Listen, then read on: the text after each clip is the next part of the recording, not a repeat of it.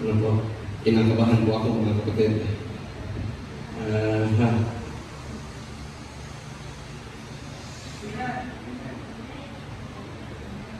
Sa umagang ito, tayo po'y tumayo lahat.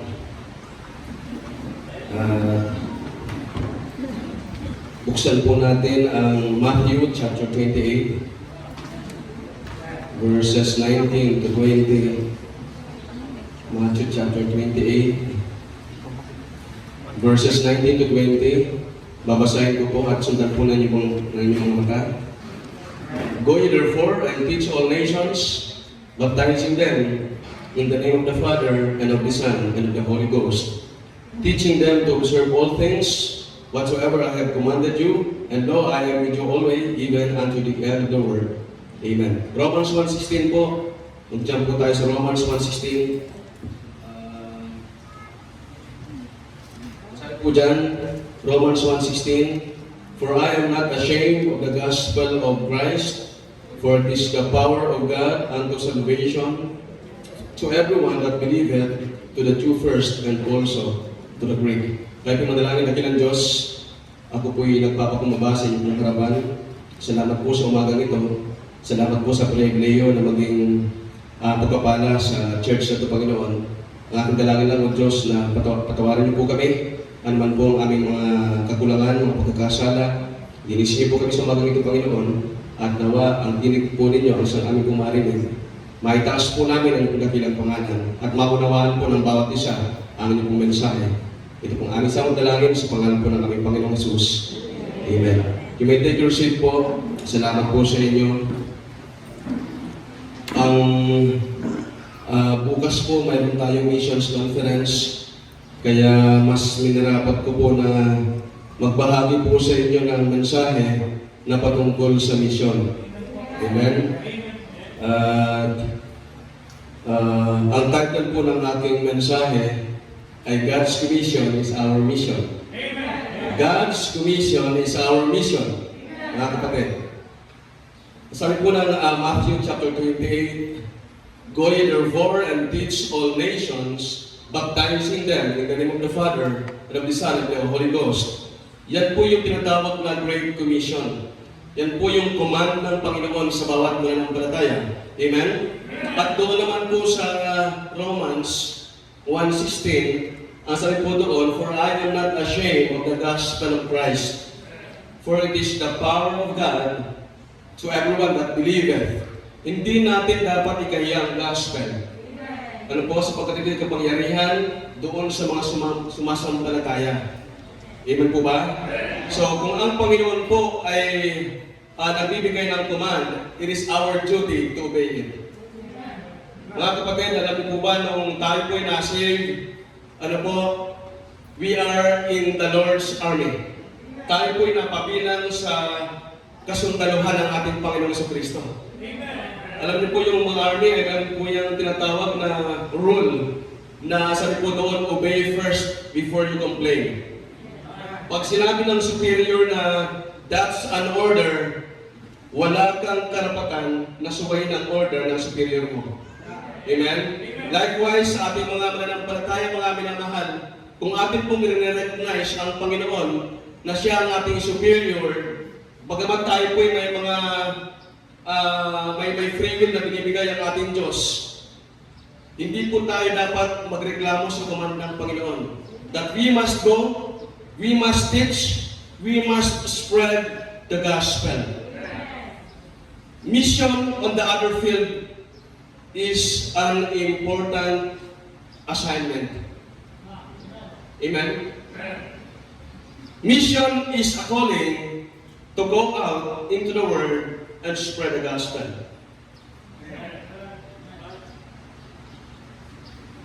And for me, mission is an extraordinary work. Mission is an extraordinary work that needs an extraordinary effort. Amen? The Lord Jesus Himself came for a mission. Ang Panginoon sa Kristo po ay mas minarapat niya na makarating sa mundo nito for a mission. In Luke chapter 19 verse 10, ang mission po ng Panginoon sa Kristo is to seek and to save that which was lost.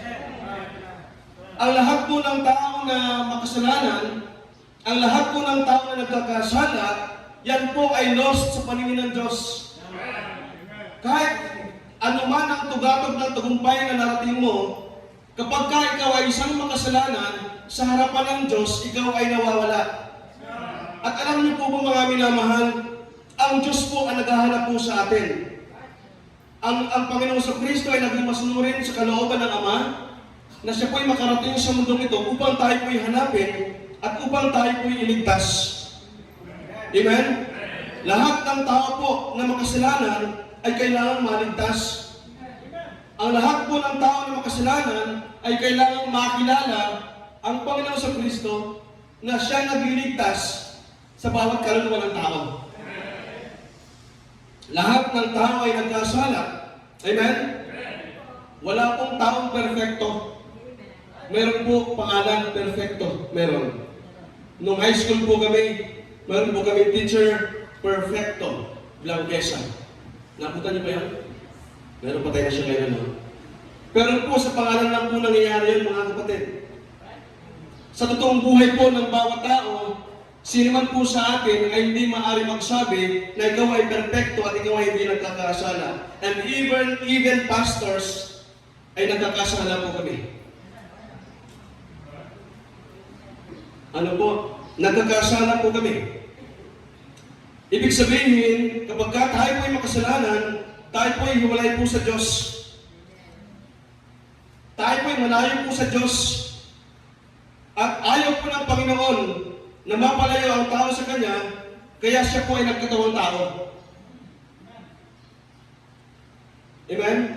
Why this church needs to emphasize missions? Bakit po mayroong programa sa church na World Missions Conference? To the regions beyond, I must go. Sa lahat ng sulok, dapat ako'y pumunta, dapat ako'y humayo, at dapat ako'y magturo ng salita ng Diyos. Mayroon pong isang quote from Oswald J. Smith. Ang sabi po niya, if God wills the evangelization of the world and you refuse to support missions, then you are opposed to the will of God. Ano po?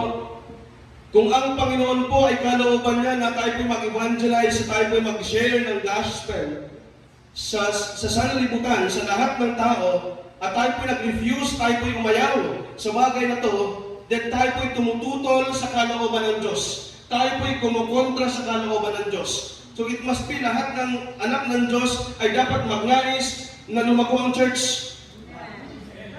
Dapat po lahat ng mga members ng church ng Zion Bible Baptist Church ay magkaroon ng vision na mas mapalawak ang church. Amen? Nakakamangha ang biyaya po ng Panginoon sa gawain ito, Pastor. Nakakamangha ang conviction ng inyong pong late pastor, Pastor Ed. Kung gaano po kalawak ang kanyang vision, ang kanyang pangarap sa church, at hanggang ngayon po ay napapakinabangan po ng pamilya ng Zion Bible Baptist Church. Bakit po natin kailangan i-emphasize ang missions conference? Why this church supporting missionaries, both foreign and local? Bakit po kayo nagsusupport sa mga missions? Well, I do believe na ang church na to ay recognize na ang missions po ay isa sa pinaka-priority, o ang missions po ay isa sa dapat i-prioritize na gawain ito. And lastly, nakwento po ni Pastor Paul na mayroong isang preacher na humayo at sumunod sa panawagan ng Panginoon sa Cebu. Andun po siya at mag-mission. Praise God. At hindi lang po isang preacher ang kailangan ng Panginoon, ng church na to para humayo, kundi siya po'y patuloy na nananawagan sa mga preachers na sumunod sa panawagan ng Panginoon na mag-mission o maghayag ng gospel sa iba't ibang dako. Amen. Why do we need to fulfill or obey God's commission. Bakit po natin kailangan sundin ang commission po, ang command ng Panginoon? Amen? Bakit po natin kailangan bigyan ng pansin? Bakit po natin kailangan suportahan ang missions? On the first place po, mga kapatid, it is our part and duty to obey our Lord and Savior. Ang isa po at una sa rason kung bakit kailangan po natin suportahan ang misyon, kung bakit kailangan po natin lawakan ang ating pangarap sa misyon, walang iba kundi ito po yung ating part, ito po yung ating obligasyon to obey our Lord and Savior. John 14:15, if you love me, keep my commandments. Amen? Ito po isa sa manifestation na mahal mo ang Panginoon at mahal mo ang gawain iniwan ng Panginoon sa Kristo.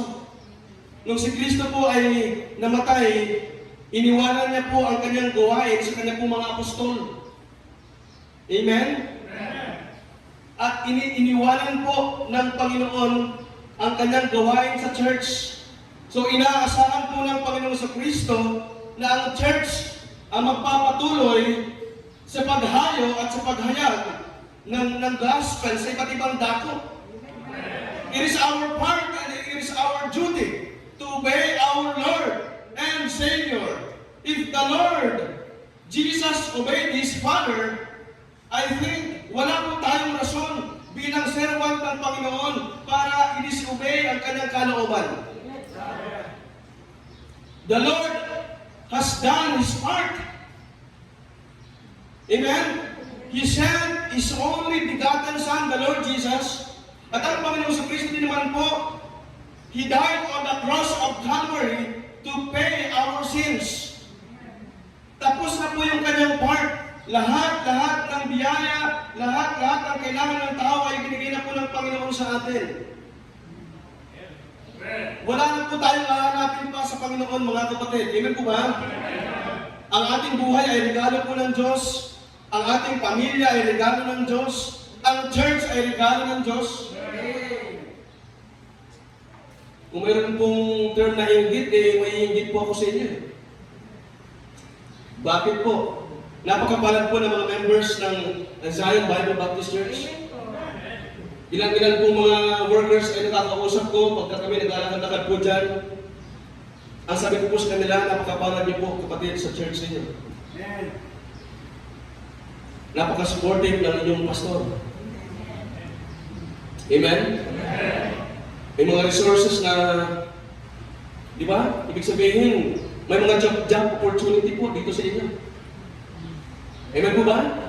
Bagay na dapat po natin ipagpasalamat lagi sa Panginoon. Ang church ay regalo ng Diyos sa inyo.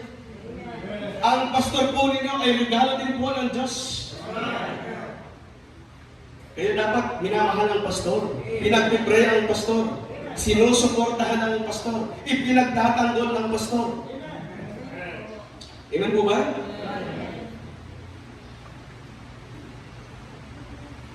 Don't call Him Lord kung hindi siya ang nakatrono sa puso mo.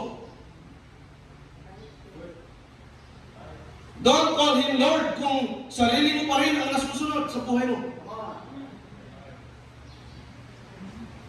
Apostle Paul said, mga kapatid, na sabi niya, kung ako man ay nabubuhay ngayon, ay hindi na sa aking sarili. Kundi doon sa nagbigay ng panibagong buhay sa akin. Walang iba kundi ang Panginoon sa Kristo.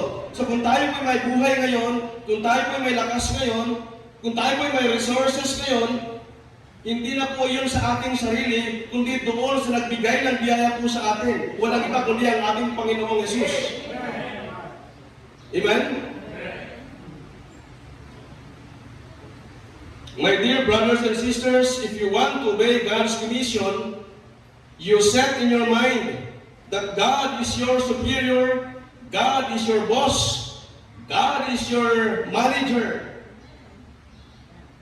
and God is your, natawag doon, overall, di ba?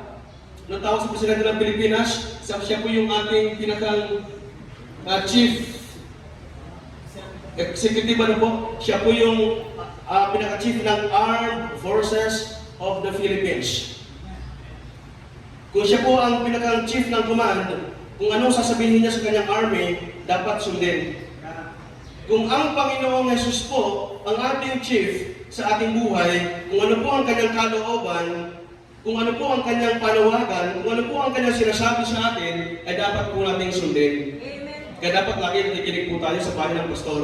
Kaya dapat nakikinig po tayo lagi sa preachings ng salita po ng Diyos. Amen?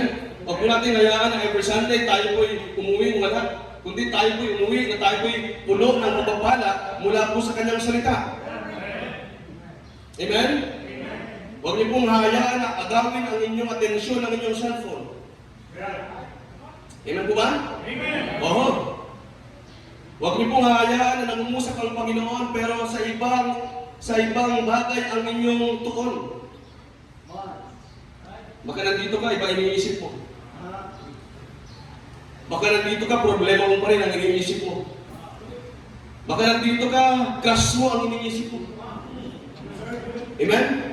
Alam niyo po, ang problema ay kaagapay, ang problema ay kasama ng buhay. Amen. So kapag tayo po pumunta sa church, yung problema, iwanan po natin sa bahay. Amen? Let God solve your problem. Hindi mo kaya mag-isa yan. Ibig sabihin, mga minamahal, kailangan mo ang Diyos para magkaroon ng solusyon ng iyong problema. Kailangan po mga kapatid, na iset po natin sa ating mga isip na ang Diyos dapat ang nasusunod sa ating buhay. Attitude matters. Hello, be humble in the Lord. Oh, napakahalaga po ng attitude, mga minamahal. What is our attitude toward the Lord? Alam niyo po, napakasaklap sa DepEd kung saan po ako nakabilang dahil ang importante po, ibig sabihin, ang akin pong conviction, ang isa sa mahalagang bagay sa mga bata ay ang matutunan ang tama at magandang asal. But sadly, nung nakita ko po yung aming program, class program, yung ESP or Education sa Pagpapakatao, ay mayroon lamang pong 30 minutes na duration. At alam niyo po, dahil 30 minutes lang yung duration ng ESP, kadalasan sa mga guro ay hindi na po ito itinuturo. Alam niyo, yun po yung scenario, yun po yung katotohanan. Yung 30 minutes na yun, dahil alanganin nila din naman, kukuntinan din naman yung oras, mas ginugugulan ng teacher sa ibang bagay. At yung ESP ay nasa-set aside na po mga kapatid. Ibig sabihin, yung sinasabi natin na attitude matters ay nawawala doon sa mga bata. Amen? Pero never na dapat mawala ang magandang pag-uugali sa mga totoong iniligtas ng Panginoon. Paano ka makideal sa mga kapatiran? Paano ka makideal sa unbelievers? Paano mo pinakikisamahan ang church family? Ang pamilya ni pastor, ang pastor mo mismo? Mataas ba ang respeto mo sa pastor? Yes. Dapat po. Ang sabi ng Biblia, dapat ibigay mo yung double honor sa inyong pastor. Amen? No matter what, the pastors po, ang pastor po ay regalo at bigay po yan ng Diyos sa inyo. Amen po ba? Obedience is a very best thing to show that you believe. Mga awitin po ng mga bata, obedience is the very best thing to show that you believe. Amen po ba? Tinag ko pa yung teacher ko nito kagabi. Naman yung kanta, obedience is the very best. Hindi ko na po alam yung kasunod eh. Yung pagsunod ay magandang bagay at katunayan na ikaw ay totoong sumasampalataya sa Panginoon. Na totoong i-recognize mo na ang Panginoon ang dapat nasusunod, ang kalooban ng Diyos ang dapat nangyayari sa buhay mo. Hindi po magandang isipin na lingkod ka ng Diyos pero hindi mo kayang masunod ang kanyang kalooban. Amen? Sometimes, ang problema ng parents, pag malalaki na ang mga bata o ang mga anak, hindi na po nila nasusunod ang magulang. Especially pag mga graduate na po ng college, may mga magtalino, may mga sariling mundo na po yan. Amen? Minsan po, ganun din po ang problema ng pastor. Pagka yung mga young people ay lumalaki, di ba? Umaangat, minsan hindi na rin po sumusunod sa kalooban ng Diyos. Masakit po sa part ng magulang na ang anak ay hindi susunod sa kanya. At masakit po sa part ng pastor na ang member ay hindi sumusunod sa kalooban ng Diyos. At higit na masakit po sa Diyos, sa kalooban ng Diyos, na makita ang anak na hindi sumusunod sa kanya. Amen po ba? It is our duty, it is our part to obey our Lord and Savior, to preach the gospel, to teach people that are lost. Amen? Isipin mo, naligtas ka hindi para sa wala. Iniligtas ka ng Panginoon because of mission. You have your mission. You have your duty to perform. You have your important assignment. Ang assignment dapat ginagawa. Ang duty ay dapat ini-perform. Ang trabaho ay dapat pinapahalagahan, pinag-ayaman. Ano man po ang trabaho, ano man po ang ministeryo niyo po sa church na to, mga kapatid, pagyamanin niyo yan dahil dyan po kayo pagpapalain ng ating Diyos. Maaari tagahugas ka lang, maaari tagalinis ka lang ng CR, maaari tagamap ka lang ng auditorium ngayon. But in the end of the day, pagka ginagawa mo yan ng maayos, makikita mo isang araw, pinagpapala ka na ng Diyos. It is our part. It is our obligation to share the gift na meron po tayo. What's that gift? Eternal life. Amen po ba? Ang eternal life po, mga kapatid, ang gift na ating na-receive, na pinakamahalagang gift na ating natanggap, na dapat po natin i-share sa mga tao. So that's the number one point. Bakit po natin kailangan sumunod sa commission ng Panginoon, sa command ng Panginoon? Because it is our part and duty to obey our Lord and Savior. Number two, why we need to obey God's command. Our God's commission is our mission. Remember that. Mission po natin, ang utos ng Diyos, ang command ng Diyos. To preach the gospel, to teach the gospel, to go everywhere. Amen? Kasakit po sa pangalawang punto, mga minamahal, it is the need of all the people. Bakit po natin kailangan sumunod sa panawagan ng Panginoon, sa utos ng Diyos, na humayo, na magturo, na huwag ikakaya ang Ebanghelyo. Ang iba po nahihiya sa gospel. Ang iba po ay nahihiya na mag-Thanksgiving. Amen? Ang iba po nahihiya na mag-approach ng Bible study. Hindi po dapat ikinahihiya ang bagay na marangal. Amen? Hindi po dapat ikinakaya ang bagay na maayos. Dapat po natin ikaya yung bagay na masama eh. Amen? People need the Lord. Sabi po ng awitin, alam niyo po, there were 7.97 billion people in the world. Ganun po kadami ang populasyon sa mundo. 7.97 billion. And you know what? There are 355,330 people in Cabuyao in the year 2020. 355,330. Sa Cabuyao lang po. If you will try to look at these people, kung gaano po sila kadami, ganon din po kadami ang kanilang kailangan.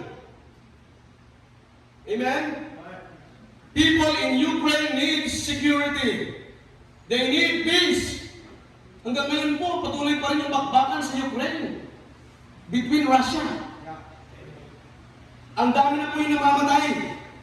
Kailangan po nila ng kapayapaan. Amen? Also, in China and Taiwan.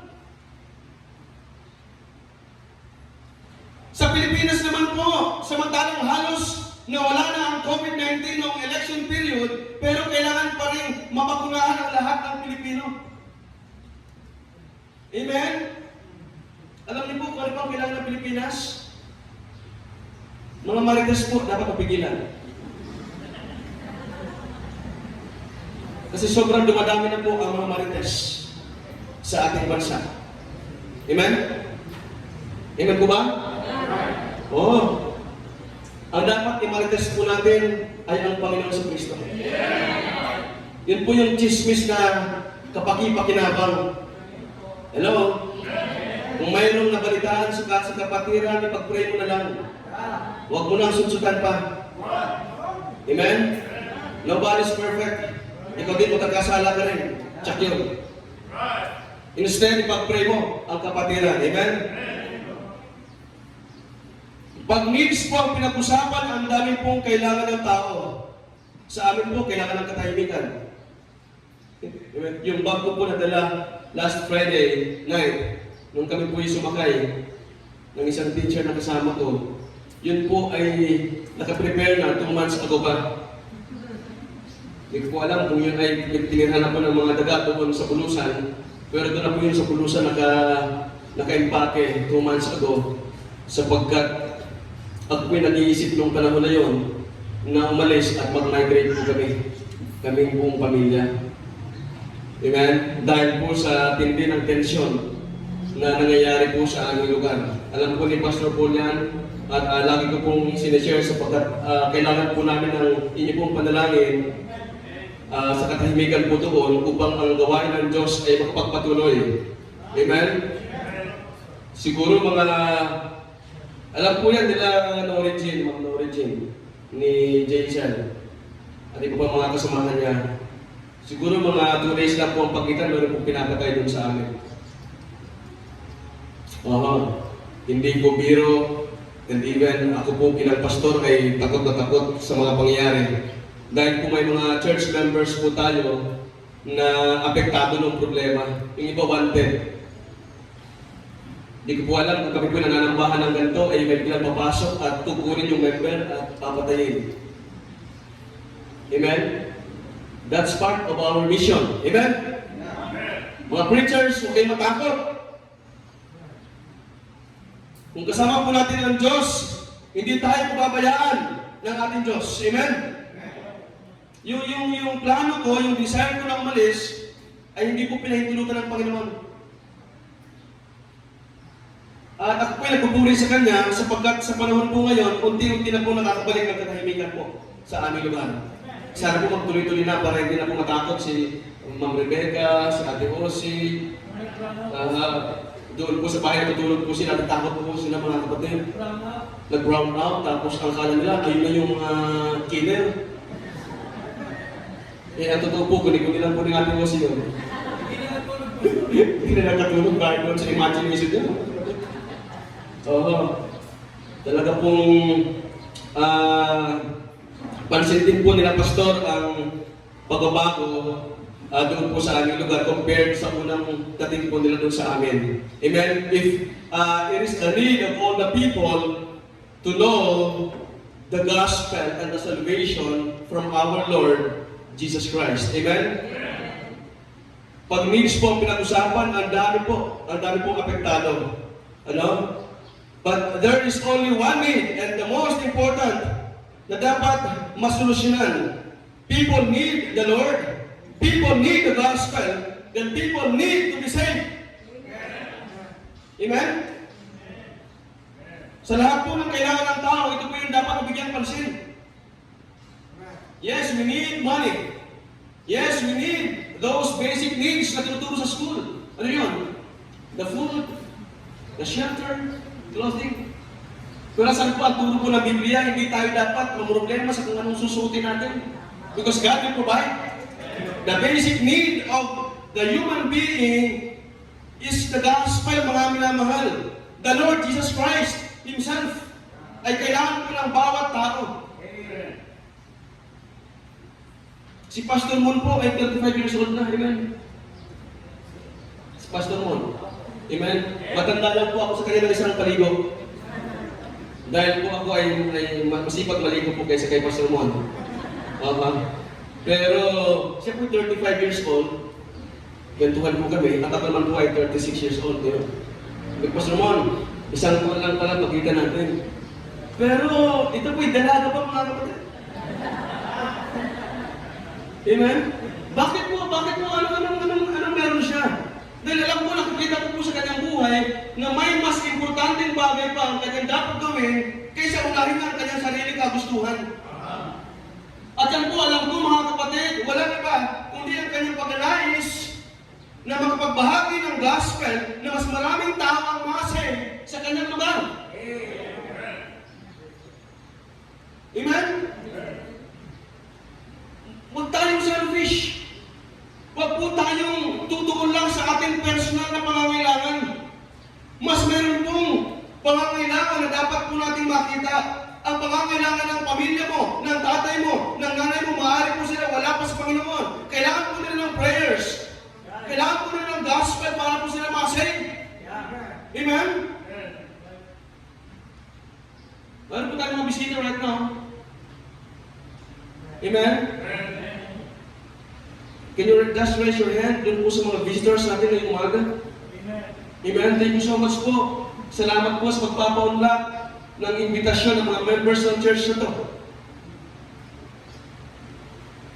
At ngayong umaga, dahil po kayo nandito mga bisita, mga mahal namin mga bisita, nais po namin i-share sa inyo ang kaligtasan, ang gospel, ang misyon ng Panginoon sa Kristo na nais pagpatuloy ng church na to. And what is that? Tayo po lahat ng tao, mga mahal namin mga bisita, tayo po lahat ng tao ay isang makasalanan. Ang sabi ng Biblia, walang taong matuwid, wala kahit isa. Lahat ay nagkasala at lahat ay hindi na nakaabot sa kaluwalhatian po ng Diyos. Ibig sabihin, ang isang tao na makasalanan, pagka yan po ay namatay na hindi niya kinilala si Kristo sa kanyang buhay, yan po ang kanyang kaluluwa ay pupunta sa dagat-dagatang apoy sa impyerno. Wala pong ibang nais ang church member kung bakit kayo po'y aming ini-invite. Hindi para maging baptist kayo. Hindi para saklawan ang inyong pong mga kaisipan. Hindi para mag-dominate kami sa inyong pong mga paniniwala. Kundi ang nais po namin ay bahagi sa inyo ang kaligtasang ibinigay ng Panginoon o binibigay ng Panginoon sa ating lahat. Dahil tayo po'y makasalanan, yan po ay sapat ng paraan, yan po ay sapat ng dahilan para ikaw ay mahatulan ng kamatayan sa dagat-dagatang apoy sa impyerno. Ang iyong kasalanan ang siya magdadala sa iyo sa impyerno. Mga kapatid, hindi po pupunta si Kristo sa mundong ito kung tayo po'y perfecto na. Hindi niya po ibubuwis ang kanyang buhay sa atin kung tayo po ay hindi nangangailangan. Hindi po biro ang kamatayan ni Kristo sa krus ng Kalbaryo. Hindi po biro na siya po'y natikuhin. Hindi po biro na siya po'y kurunahan ng tinik. Hindi po biro na siya po'y duraan. Hindi po biro na siya po'y sipatin. Amen? Pero lahat ng yun ay ginawa ng Panginoong Jesus sapagkat nais niya na ang sino mang tao ay huwag mapahamak sa impyerno, kundi lahat ng tao ay magkaroon ng buhay na walang hanggan sa langit. At kung ngayong punto ng oras na ito, mga kapatid, mga bisita, kayo po'y wala pang relasyon sa Panginoon, maaari ito'y kalooban ng Diyos na kayo nandito upang inyo pong mapagtanto, magkaroon po ng meditation na ako isang makasalanan at ang kasalanan niyon ay may katapat na parusa at ngayong umaga nais mong kilalanin ng Panginoong Hesus sa aking buhay, nais kong isang paratayanan ang ginawa ni Kristo sa krus ng Kalbaryo na siya'y namatay upang linisin, upang ako'y bigyan ng buhay na walang hanggan. Amen?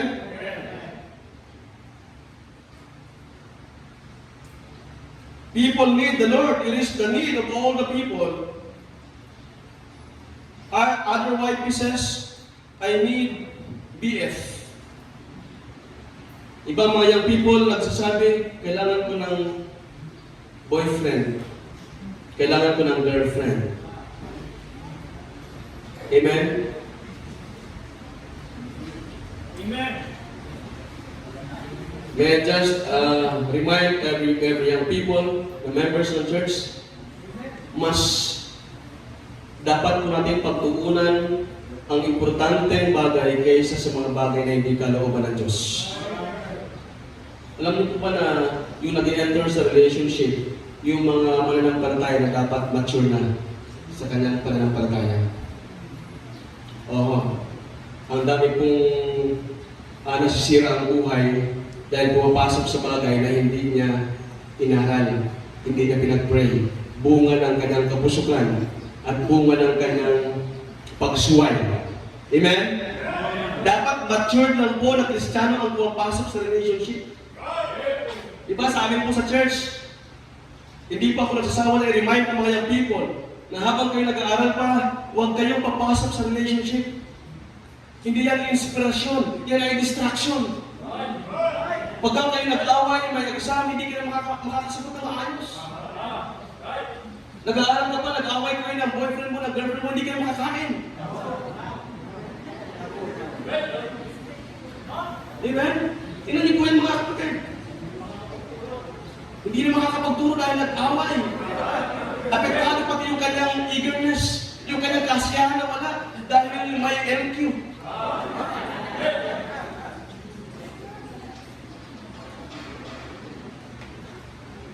Wag po.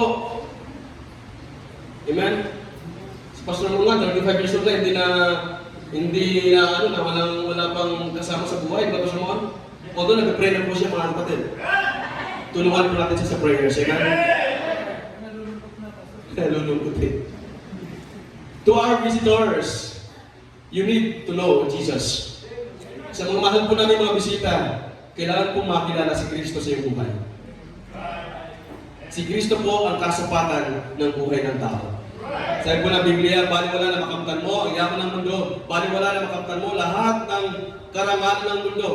Kung mamamatay ka, na iyong kaluluwa ay pupunta sa dagat-dagatang apoy sa impyerno. Ang totoong kasaganahan po ng buhay, amen? Ang totoong kaularan po ng buhay, ang totoong success na maaaring makamtan ng isang tao ay ang pagkakaroon mo ng kasiguruhan ng kanyang kaluluwa sa langit kasama ang Panginoon pagdating po ng panahon. Amen? I don't care kung wala akong pera, pero salamat meron akong Diyos. Amen? I don't care kung wala po akong sasakyan, pero meron po akong Diyos. Amen? Si pastor niyo po mayroong Fortuner. Kami po mayroong Fortuner. Amen po ba?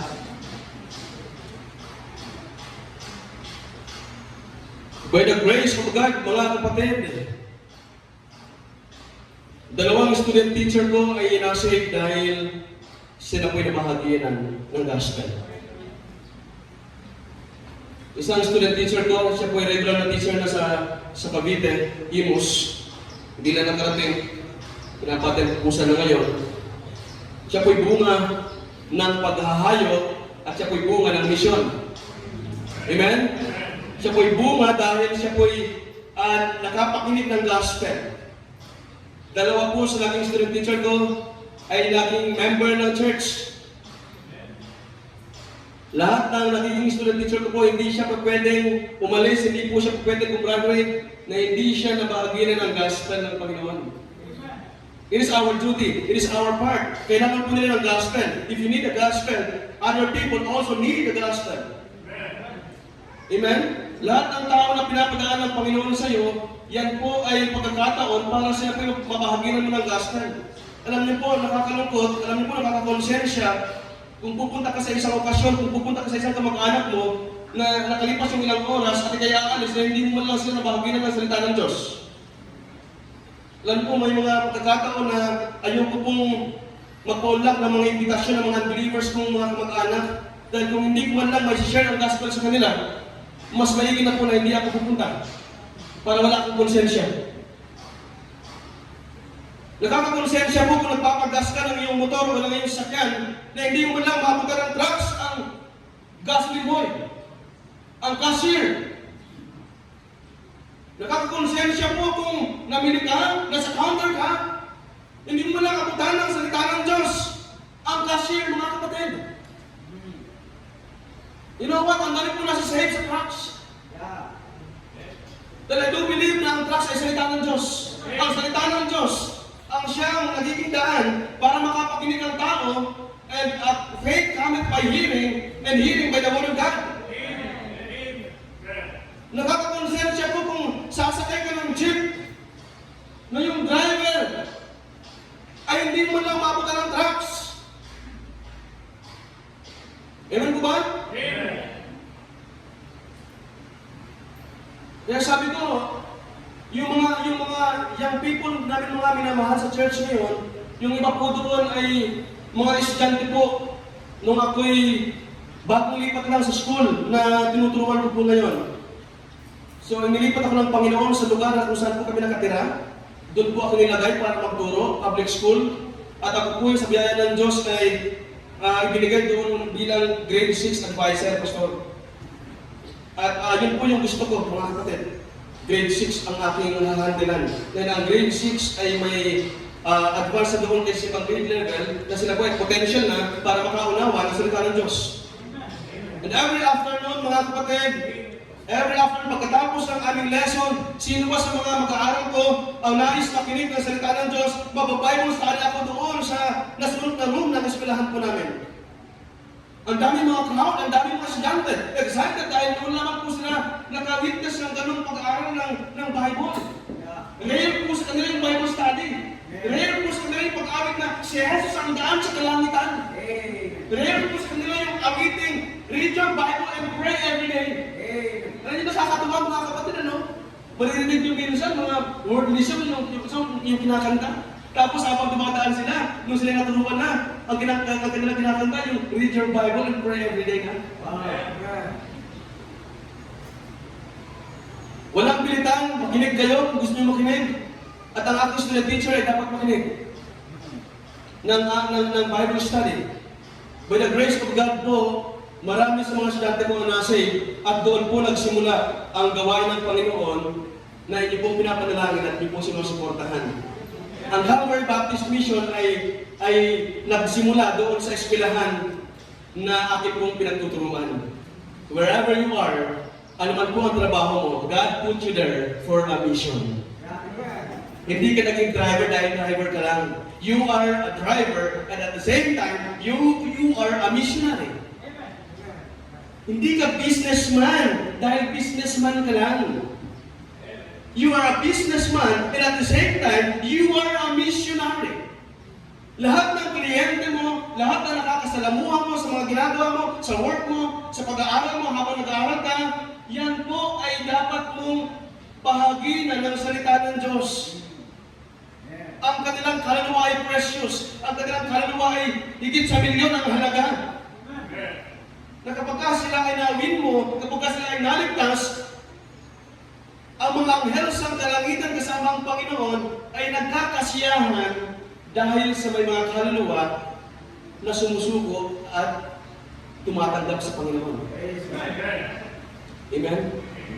Di ko po sukat akalain, Pastor, na doon magsisimula ang gawain ng Panginoon sa school. Eh, sabi ng iba, mas potential sa high school eh. Kasi mga high schooler na yan. Pero kahit saan naman pala, ilalagay ng Panginoon, kung yung heart mo ay talagang isusuko mo sa Kanya, susunod ka sa Kanya, gagamitin ka doon ng Panginoon para maging magpapala. Biyaya po ng Panginoon, yung mga grade 6 ko noon, na naligtas, ngayon po ay second year college na. At nagpapatuloy po sa paglilingkod sa Panginoon. Kung walang church po doon sa aming lugar, hindi ko makikilala ang Baptist. Hindi ko makikilala ang totoong gawain ng Panginoon. Wala po magiging ilaw sa lugar na yun at maraming tao doon ay pupunta sa impyerno pagdating po ng panahon. Kaya kailangan po mga minamahal tayo po'y sumunod. Sumunod lang kahit mahirap. Sumunod lang kahit ang mission ay isang battle. Yes, mission is a battle. Amen? We are in 8 years in the mission, mga kapatid. Pero hanggang sa ngayon ay talagang damang-dama ko na kung paano ang mission po ay mahirap, ang mission ay pakikipagbata, pakikipaglaban, na kailangan mapagtagumpayanan. Amen? Ngayon po, dahil po sa mga pangyayari sa aming lugar, nanlamig ang mga kapatiran, yung dati naming attenders na 80 plus, 90 plus, Ngayon po ay 40 plus, 50 plus na lang po. At yung iba mga members ng church na malalayo, ayaw na po pumunta sa amin dahil takot na. Hati po ang aming Sunday service. Sa umaga doon sa amin, sa hapon po doon sa ibang lugar. Nakita na po nila, Pastor, yung aming bagong lugar. Amen? Sacrifice po sa mission. Pero masaya ang sakripisyo kasama ang Panginoon. Amen? Mga kapatid, I remember Pastor Paul preaching last Sunday. He said, the harvest are truly plenteous, but the laborers are few. Nakikinig po ako ng preaching ni Pastor pagka Sunday. Pagka tapos na po kami. Amen. At nakuha po yung sabi niya, that truly, na yung napakarami po nang aanihin, pero konti po yung mga manggagawa. Hindi po nagdidiman ang Panginoon sa ibang tao. Kundi nagdidiman po ang Panginoon sa mga tao na iniligtas niya. At binigyan niya ng buhay na walang hanggan. At tayo po lahat yung mga minamahal. Lahat ang members po. Hindi lang ilang members. Hindi lang yung ilan na gusto. Hindi po ito usapin kung anong gusto po natin eh. Hello? Yung mission po ay hindi usapin ng sarili po natin kagustuhan. I became a missionary because I want to be a missionary. No! It's not that, mga minamahal. Hindi po yun ay dahil sa gusto mo. Ang mission mo ay usapin na ang Panginoon ang may dahilan kung bakit ka nagbimisyon. Naunawaan niyo po ba? Kukunti po naman magagawa. Kaya sana mas maraming preachers ang sumuko at umuwi sa Visayas para makapaghayag ng gospel.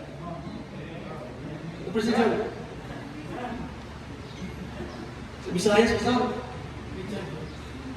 Si Manalagi.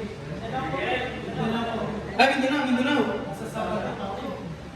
Ang bihira. Magmasapan.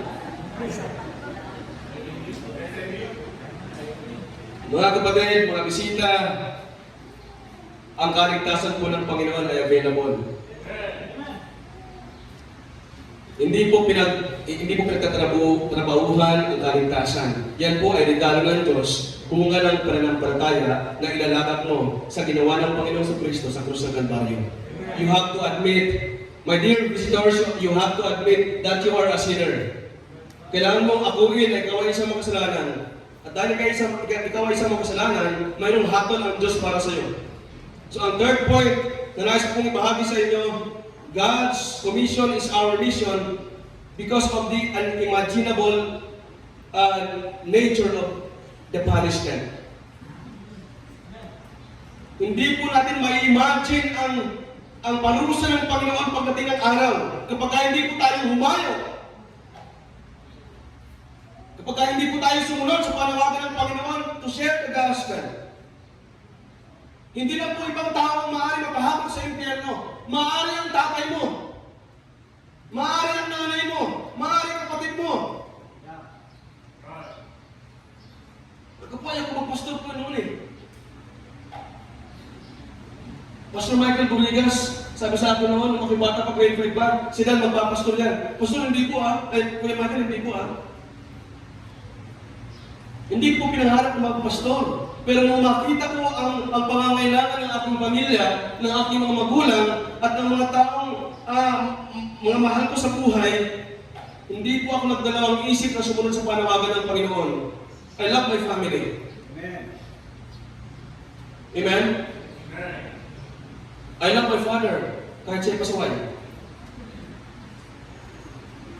At hindi ko maaaring sabihin na kahit siya'y pasaway, ay hindi ko sa tatay. Hindi mababago ang record, hindi mababago ang history na ako'y galing sa kanya, kahit anong mangyari. Kung siya man ay pasaway, hindi ko siya kailangan kundinahin. Kundi ang kailangan kong gawin ay ipag-pray siya. At sumunod lamang ako sa panawagan ng Panginoon, sa kalooban ng Panginoon, dahil alam ko sa pagsunod, mayroong biyaya ng Diyos. Alam ko sa pagsunod, ang mga pinapanalangin ko ay ipagkakaloob ng Diyos sa akin, mga kapatid. Alam ko yung tatay ko na pinag-pray ko one time. Siya po'y iligtas ng Panginoon. Amen? Ako po yung unang naligtas sa aming pamilya. Kaya mahirap po na ikaw ay mag-isang mananampalataya sa loob ng pamilya. At mahirap din po maging pastor na ikaw ay isang atla ng lasinggero. Mahirap po. Gusto mo? Ang hirap. Pero mas minarapat ko po mga minamahal sa Diyos ang papuri na sumunod sa Kanya. Dahil alam ko na ang pagsunod sa Panginoon ay magbubunga ng biyaya at pagpapala sa ating buhay. The greatest motivation for the church to get involved in the world mission is what will happen if we don't preach the gospel. Ano po sabi sa Mark chapter 16, verse of 15 to 16? Ano po sabi ng mga minamahal? Mark chapter 16,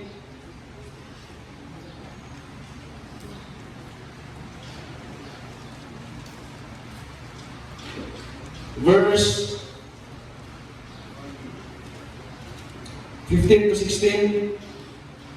And he said unto them, go into all the world and preach the gospel to every creature. He that believeth and is baptized shall be saved, but he that believeth not shall be damned. Mga kapatid, yung hindi po maniniwala ay paparusahan. Imagine niyo na lang po kung anong parusa ang gagawin ng Panginoon doon sa mga tao na hindi sasampalataya. At dahil sila po hindi sumasampalataya, dahil wala pong salita ng Diyos na napakinggan. Just imagine po, dahil hindi po sila ligtas, dahil wala pong preacher na sumuko. Amen? Ano po sabi po doon sa Romans, mga kapatid?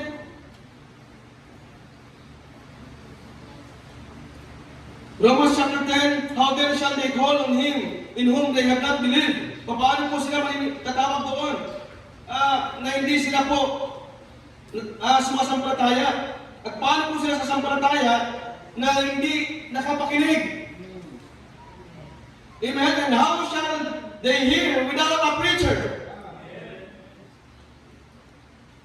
And how shall they preach except they be sent?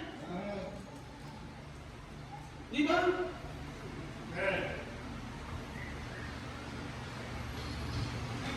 Hindi po ilalagay ng Panginoon ang obligasyon sa ibang tao sa usapin po ng Ebanghelyo. Kundi inilalagay po ng Panginoon ang obligasyon nito sa mga taong iniligtas niya. Katulad po natin. Those that do not hear and believe the gospel will die in their sins and spend eternity in hell. Yes, totoo po ang impyerno, mga kapatid. Lahat ng tao ay natakot na magkaroon po ng 7.1 magnitude na lindol sa northern part ng Luzon. Amen? Halos naglantang po ang buong Pilipinas nung makita yung balita na nagsiguhuan ang mga building. At natakot po tayong lahat, pero mas nakakatakot po ang impyerno dahil ibubulit ka ng Panginoon doon araw at gabi na magpawalang hanggan. Amen? Parusa na hindi mo hihintayin magbukas. Na hindi mo hintayin bukas, sana wala na ito. Hindi po. Magpahanggang hanggang wakas, andyan ka sa dagat-dagatang apoy sa impyerno. Paparusahan ka ng Panginoon. Kung hindi mo bibigyan daan ng Panginoon sa Kristo sa buhay mo bilang iyong Panginoon at personal na tagapagligtas. God cannot and He will not allow sinful man into His heaven.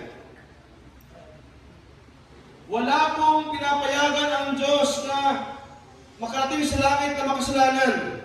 Now, kung tayo po ay makasalanan, kung tayo po ay sasampalataya kay Kristo, tatanggapin po natin siya bilang ating Panginoon at tagapagligtas. Ang sabi po ng Biblia, pinapatawad po tayo ng Diyos at nililinis sa lahat ng ating pagkakasala. Amen? At tayo po ay binibigyan niya ng karapatan na maging mga anak ng Diyos. At dahil tayo po ay binibigyan ng karapatan, ng rights na maging mga anak ng Diyos, tayo po ay may karapatan din po na magmana ng kanyang langit na magpawalang hanggan. Mga kapatid, mga bisita, hindi po aksidente na ikaw ay nadirito ngayon. Hindi po coincidence na pinaunlakan mo lamang ang inyong kaibigan sa kanilang imbitasyon. Kundi ako po naniniwala at sumasampalataya na kayo po nandirito sa isang dakilang bagay upang malaman ninyo na mayroong buhay na walang hanggan na ibinibigay ng Panginoon sa Kristo. Sa kahit sinong tao. Walang pinipili. Makasalanan, lahat ng makasalanan, kung siya'y nalapit sa Panginoon, siya'y iniligtas ng Diyos. Mga kapatid, hindi po reliyon na nagliligtas. Hindi po profesyon na nagliligtas. Hindi po mabuting gawa na nagliligtas. Ang nagliligtas po ay ang Panginoon sa Kristo. Amen? Kung profession po ang nagliligtas, hindi na po namin kailangan ang Panginoon sa Kristo. Kung kagwapuhan po ang nagliligtas, hindi na po kailangan ni Pastor Bert ang Panginoon sa Kristo. Pastor Lord, tahimik po tayo lahat. Nandito po si Yorme. Si Yorme. Amen? Si Yorme Isko, madakilang mayor ng Manila. Kasama po natin. Totoo po ang impyerno. Amen? And people that are not saved will go there. Pupunta po sa impyerno. Mga minamahal, mga kapatid, ang pagdidesisyon po ay ginagawa ng kahit sinong tao. At kung tayo po magdidesisyon sa araw na to, sa oras na to, sana po magkaroon po tayo ng desisyon na makakapagpabuti sa ating buhay. Amen? Kung hindi po ako naligtas, pariwala po ang aking buhay. Amen? Kung hindi ko po nakilala ang Panginoon sa Kristo, hindi niyo po ako makakasama ngayon at hindi ko rin po makikilala ng inyong pastor.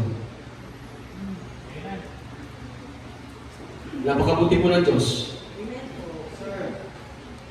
Na kahit hindi tayo mabuti, kahit hindi ako mabuti, kahit hindi po tayo lahat mabuti, dahil mabuti siya, binigyan niya tayo ng karapatan na maging anak ng Diyos. Alam niyo po, wala po tayong sukat na may pagmamayabang sa Panginoon. Kaya talagang ang kaligtasan po ay tayong sa biyaya po lamang eh. Amen? Ang sama po ng ating buhay, alam niyo po ba yun? Hindi po ako karapat-dapat na tumayo po sa inyong harapan. Hindi po tayo karapat-dapat na magpuri sa Kanya, umawit sa Kanya. Pero napakabuti po ng Diyos. Alam niya ang ating kalagayan. At dahil alam niya ang ating kalagayan, inabot niya po tayo doon sa kalagayan yun. At ibinigay niya ang kaligtasan bilang isang regalo lamang. At dahil po lamang sa Kanyang biyaya. Amen? What is your conviction right now? Settled ka na ba? In the sense na alam mo na kung ikaw ay pupunta sa langit pagdating ng iyong kamatayan. Ang kamatayan po ay hindi nagbibiro. Ito lamang po ang pangyayari na hindi maaaring takasan ni naman. Na kahit ayawin mo ay mangyayari sa iyo pagka itinakla po yan ng Panginoon. Ang kamatayan po ay appointed time. Amen? There is appointed time. Wants to die. So ang kamatayan po ay appointed time. Lahat po tayo mayroong appointment sa kamatayan. What is your conviction right now? If any time right now, maaari kang mamatay, sigurado ka kaya na pupunta ka sa langit. Will you say amen? Amen. At kung hindi ka pa sigurado, this is not the right time na kilalanin ng Panginoon sa Kristo sa iyong buhay bilang iyong Panginoon at personal na tagapagligtas. Lahat po ng tao always saying na let us grab always the opportunity. Di po ba? Pag may opportunity, grab. Mga minamahal, ang opportunity po na maligtas ay nandirito ngayong oras. Will you grab the opportunity to be saved? My dear visitors, will you grab the opportunity na si Kristo ay tanggapin mo sa puso? At sabihin mo, Panginoon, patawarin niyo po ako sa aking mga kasalanan. Salamat po sa umagang ito. Nalaman ko na may buhay na walang hanggan. Na nais kayo ibigay sa lahat ng tao, especially po sa akin. At ngayong umaga, nais ko po kayong tanggapin sa aking buhay. Nais ko po kayong papasukin sa aking puso bilang aking Panginoon at personal na tagapagligtas. Yes, kausapin mo ang Panginoon. Settled ka na ba in the sense na alam mo na ikaw ay ligtas? Or until now, naguguluhan ka pa rin? If you are a child of God, mga kapatid, parindigan mo. Parindigan mo ang pagiging anak ng Diyos. Ang pagiging anak ng Diyos ay dakilang pribilehiyo. Salamat sa lahat ng basura tayo po yung napulot. So, pribilehiyo po na makapaglingkod sa Panginoon. Amen? If you are a child of God, parindigan mo, harapin mo ang mga gawain iniatang ng Diyos sa iyo. And you are a missionary, and you have to do something. Remember the word gospel?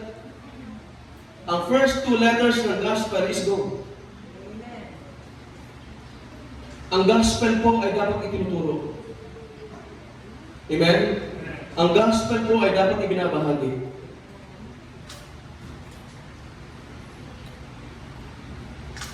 We have to work. We have to move. Kailangan natin po makipag-cooperate.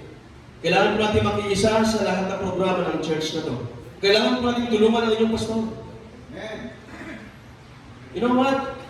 Isang word para sa mission ay giving din po eh. Hindi ka makakasunod sa mission ng Panginoon kung hindi mo ibigay ang iyong sarili ng buong buo. You need to give yourself 100% for the Lord. So mission is giving. Giving yourself. Being committed to God. Amen? So, one word for mission is giving. Giving your resources para mas maraming missionary ang may padala ng church na to. Para mas maraming missionary ang masuportahan ng church na to. And I'm so grateful. May mga ganyan po kayo. Nasabi na kahit hindi ka lang doon sa Mindoro, kahit hindi ka lang doon sa Bicol, pero dahil nagbibigay ka sa misyon doon, yung pera na binibigay mo ay nagiging part ng kanilang kaligtasan, and praise God for that. Nagiging kabahagi ka ng mga kaluluwa sa iba't ibang bahagi ng mundo na naliligtas. Amen? You are a missionary and you have to do something, and you can do it all by the grace of God. By the grace of God, by the grace of God, siya po ang dapat magkaroon ng increase and we must increase. Sa kanya po lahat ng papuri at sa umagang ito, nais ko po, bago magtapos, na tayo po itumayin lahat, tayo po mananalangin. Bago ko manalangin,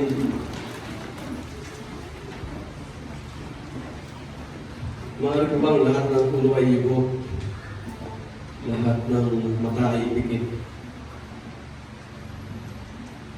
Kailangan ko ng church na to.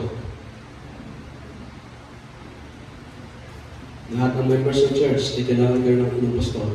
Kailangan kayo ng gawain ito. Para ma-fulfill ang commission ng Panginoon. God's commission is our mission. Doon po sa mga bisita po natin ngayong umaga, habang na kayo po nakapikit, ako lang po nakadilat. Sino ka man, mahal ka ng Diyos. Sino ka man, nais kang iligtas ng Diyos kapahamakan sa impyerno. Asan ka man nakaposisyon ngayon, asan ka man nakapwesto ngayon, ang Panginoon ay nais kang iligtas. Nanaisin mo rin ba? Natanggapin siya. Nanaisin mo rin ba na magkaroon ka ng buhay na walang hanggan? Ikaw ay bisita sa umaga nito. Nais mo ang tanggapin ng Panginoon Kristo? Meron po ba magtataas ng kamay? Sa mga bisita po natin, Pastor, nais ko pong tanggapin si Kristo. Nais ko pong Mapatawad ako ng Panginoon sa aking mga kasalanan. Ayoko pong mapunta sa impyerno. Meron po ba sa ating mga bisita magtataas ng kamay? Will you raise your hand? Ako lang po nakatilan. Ako lang po ang nakatingin sa inyo. Huwag po kayong mahiya. You recognize yourself as a sinner. At dahil kayo isang kasalanan, kailanman may kaparusahan yan sa impyerno. Pero kung mag-decide ka sa oras na ito, Panginoon, nais ko pong tanggapin ang Panginoon sa Kristo sa aking buhay ngayong umaga. And God will give you the eternal life. Ang Panginoon ay papatawarin ka at bibigyan ka niya ng karapatan na mag-anak ng Diyos. Meron po ba sa ating mga bisita ngayong umaga? Will you raise your hand? Pastor, gusto ko pong tanggapin si Kristo ngayong umaga. Meron po ba sa ating mga bisita?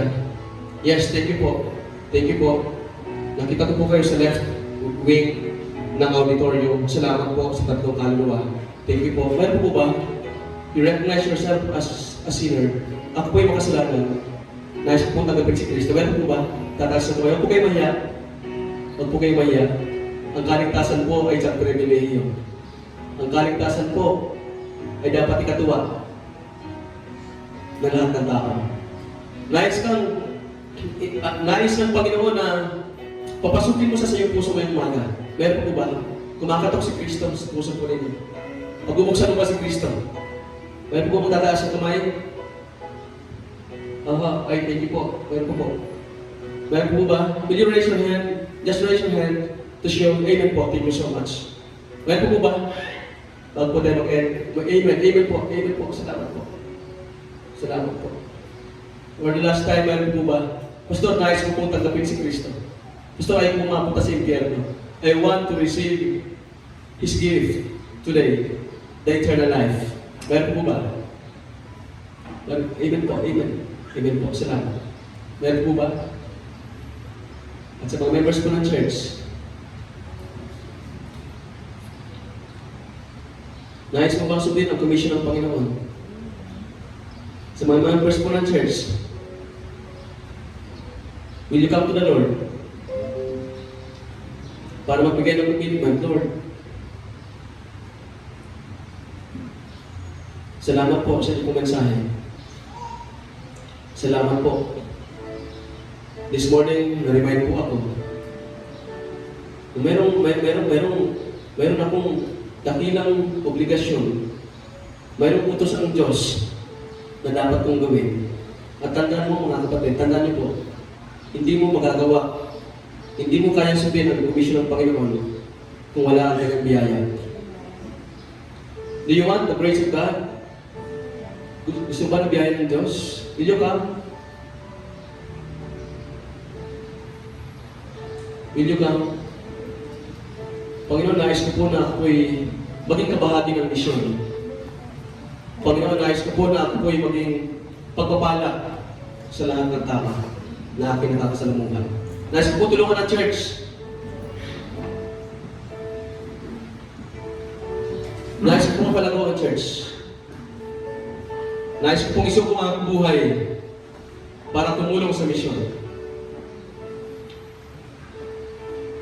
As you come to the Lord, maaari po ba na kausapin mo ang Panginoon? Maaari po ba na mangako ka sa Diyos, Lord? Huwag kayong matakot na mangako. Yes. Baka iniisip ninyo, mangangako lang ako, Pastor, pero hindi ko naman magagawa. Huwag kayong matakot. Alam niyo po, ang biyaya ng Panginoon ay nagsisimula doon sa pagpapakumbaba at paglapit po sa Panginoon.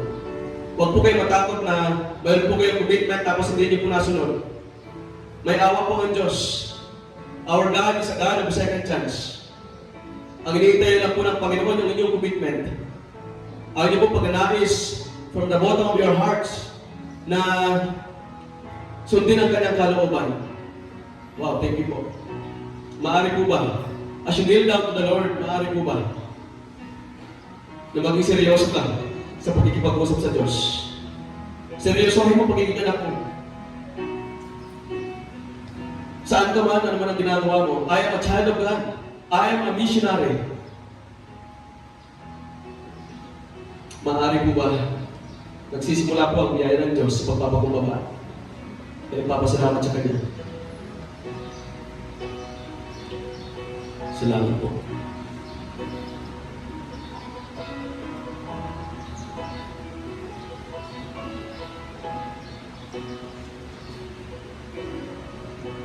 come to the Lord, Lord, tulungan niyo po ako sa mga pagsubok na aking nararanasan. Walang distress, walang pagsubok ang maaari magpag-iwalay po sa akin sa inyo.